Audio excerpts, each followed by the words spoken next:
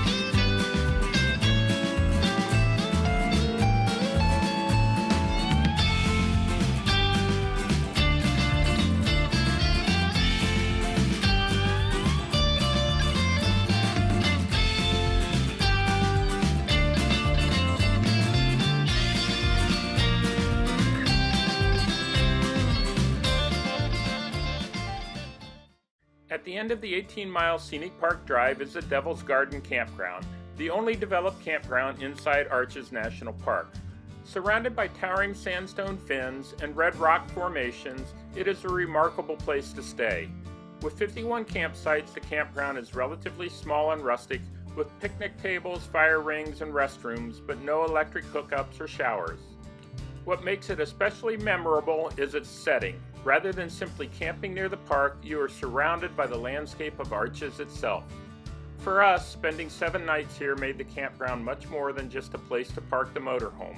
It became our home base for experiencing Arches National Park, the Moab, Utah area, and even Canyonlands National Park.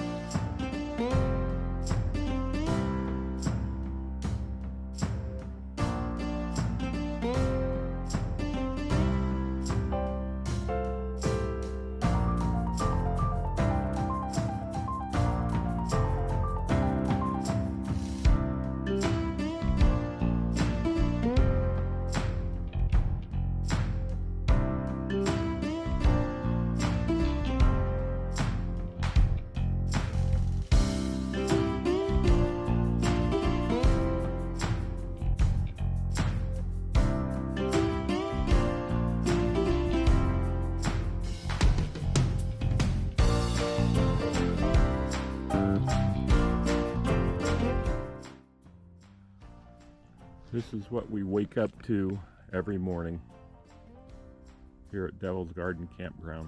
Probably our favorite campground of all time.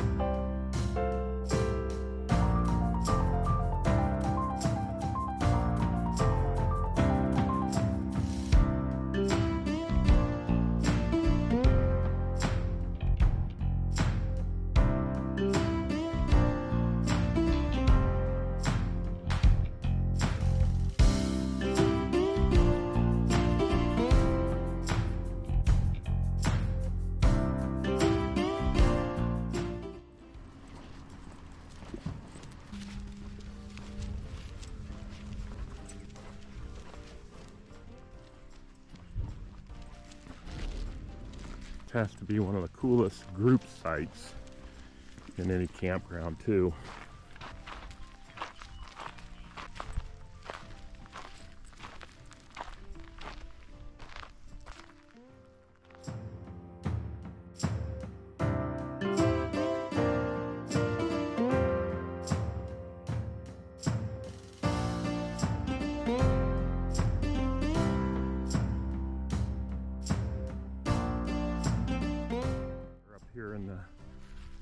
There's a mule deer up here in the campground.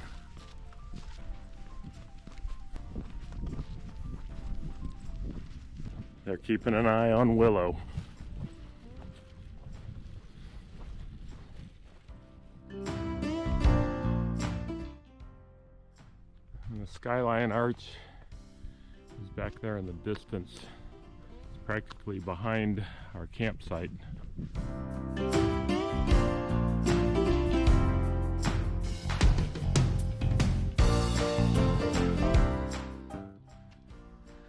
All right, girl, time for breakfast. What do you think? Time for breakfast? Yeah, and here we are.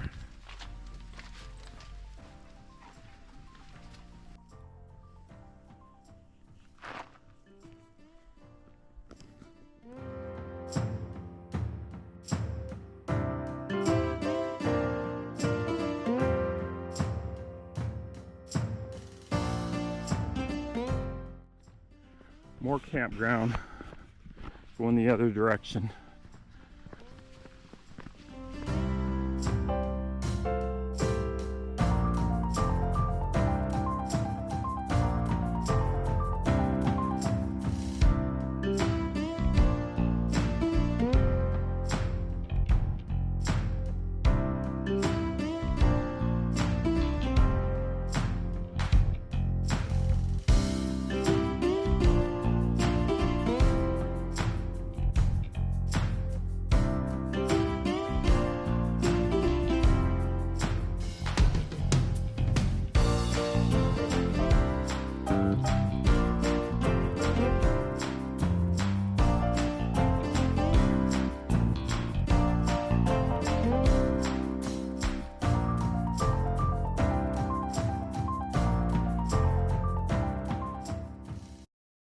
Near the campground is the Devil's Garden Trail, making it easy for us to explore directly from our campsite. Considered one of the most spectacular hikes in Arches, the trail winds through a maze of towering sandstone fins and formations, leading to several impressive arches. During my first hike along the Devil's Garden Trail, I joined our friends from Columbus, John and Mishka, who met us at Arches National Park and would continue traveling with us to the 4 remaining Utah National Parks. Together, we hiked the Tunnel Arch, Pine Tree Arch, Landscape Arch, and Partition Arch, taking in the incredible scenery along the way. On a separate day, John and Mishka offered to keep Willow while Sue joined me for a second hike on the Devil's Garden Trail. This time, we hiked out the Landscape Arch, giving Sue the opportunity to experience and photograph one of the longest natural arches in North America. From there, Sue also captured some pictures of Partition Arch in the distance.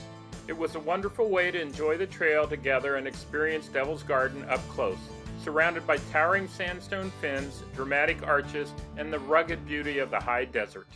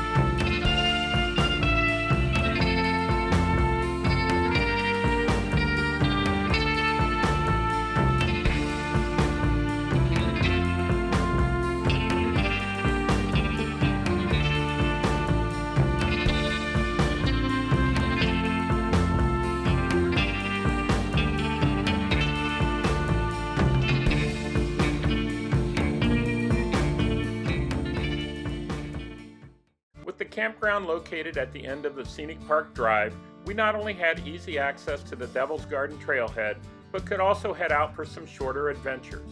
On one afternoon, I hiked to Broken Arch directly from the campground, enjoying the changing views of the sandstone formations along the way. On another day, I drove to Sand Dune Arch for a short hike before continuing on to get a closer look at the dramatic formations of Fiery Furnace. Having our campsite inside the park made it easy to fit these experiences into our stay, and was another real advantage of staying at Devil's Garden. While these were shorter adventures, they gave us the opportunity to experience even more of the incredible scenery and unique sandstone formations that makes Arches National Park so special.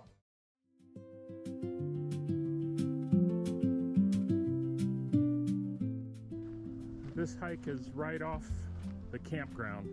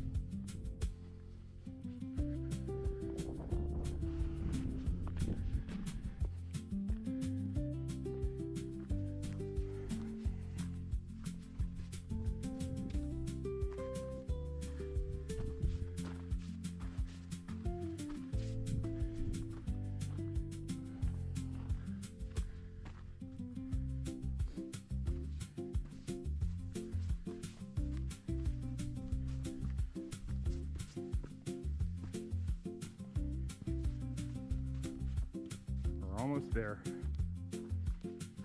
Pretty cool out here.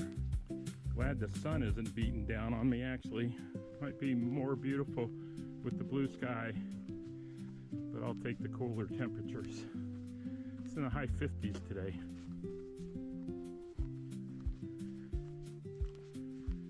And there it is. Broken Arch.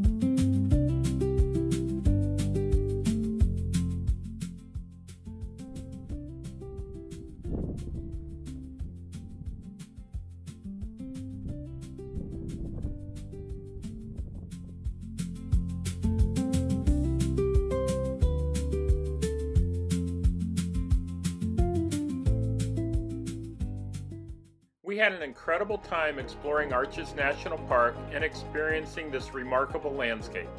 We visited iconic formations including Park Avenue, Balanced Rock, the windows, double arch, and turret arch, and spent time hiking the Devil's Garden Trail to Landscape Arch. Devil's Garden Campground was a unique place to stay, with amazing views and towering sandstone formations surrounding us, along with easy access to nearby hikes and arches. Each day in arches revealed something new, from towering sandstone fins to delicate arches shaped by millions of years of erosion. But our arches adventure wasn't limited to the national park. While we were staying here, Sue, Willow, and I also ventured into nearby Moab to experience what this area is famous for: off-roading. In our next episode, we'll leave the pavement behind, climb into the Jeep, and take on Potash Road, where the scenery is every bit as spectacular as the adventure itself.